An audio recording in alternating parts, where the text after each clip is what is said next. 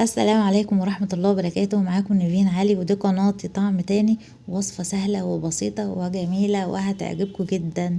يلا معايا كده بالطريقة. العجينة معانا هتكون عبارة عن معلقتين خميرة كبار، معلقتين سكر كبار، وهتنزلوا عليهم بالمية، وبعد ما تدوبوهم هتنزلوا بنص كمية الدقيق، ومعاهم علبة زبادي ومعلقتين زيت كبار ورشة ملح ومعلقة صغيرة بيكنج باودر، وبتنزلوا بنص الدقيق عشان كل ما تكون العجينة لينة معاكم هترجعوا تخلوها تتماسك بالدقيق، وكمان عشان الدقيق يتخلص من ايديكم كده في العجن. هتعجنوا فيها حوالي 10 دقايق، وبعد ما تخمر هتاخدوها كده وتقطعوها قطع صغيرة. هتدهنوا صينية اللي هتبقى فيها الفطيرة زيت، وهتاخدوا كل قطعة صغيرة بمعلقة زيت كده، حوالي حدود معلقة زيت تفردوا بيها. وطريقة الفرد زي ما انتوا شايفين، بتفردوها وتقلبوها الناحيتين، وبعدين تاخدوا كل طبقة هنفردها معانا قطعة عجين، هنحطهم فوق بعض. والزيت كل ما تزودوا زيت على ايديكم بتعرفوا تفردوها، بتعرفوا اللي هي تتفرد معاكم، وتعرفوا ترققوها شوية. طبعا هيبقى حوالي 3 طبقات تحت و3 فوق. كل مرة تضعوا طبقة فوق طبقة، حاولوا ان انتوا ستفوهم فوق بعض. خلاص كده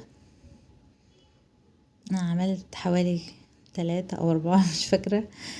الحشوة كان عندي لحمة متعصجة، اي بقى اضافات عندكم ضيفوها، المتوفر في البيت. اي حشوة تعجبكم ضيفوها. ومع الخضار طبعا، والجبنة او جبنة موتزاريلا او ميكس جبن. هنرجع نكون فوق الطبقة اللي في النص واللي تحت طبقة زيها من الطبقات الفطير بالشكل كده، وهتحاولوا اللي يكونوا قدهم، اللي تحت قد اللي فوق، عشان تكون الحجم بتاعها متماسك. وكل ما بتضيفوا زيت كل ما بيخليها تورق معاكم. ممكن تعملوا زيت على سمنة. كل ما تحبوا الفطيرة تكون كبيرة، كبروا قطعة العجين شوية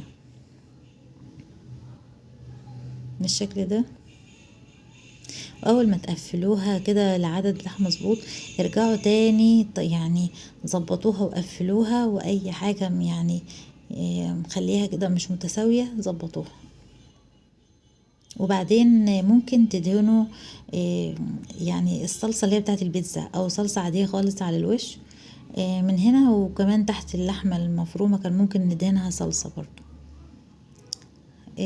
بتبقى حلوة قوي. بتدخلوها الاول على الصينية من تحت الفرن الاول، لما تاخد لون من تحت تطلعوها تحت الشواية. وانا كملت بقية العجين عيش كايزر وجميل قوي.